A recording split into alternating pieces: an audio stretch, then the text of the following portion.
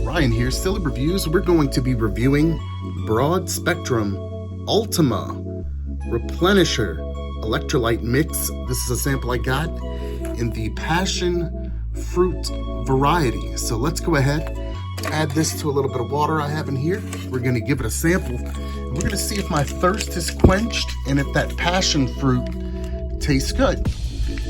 There we go. Go ahead and pour this in, y'all. Interesting color. I don't know if that's the color of a passion fruit. You tell me. Stir that up. All right. Now let's give her a taste. Here we go.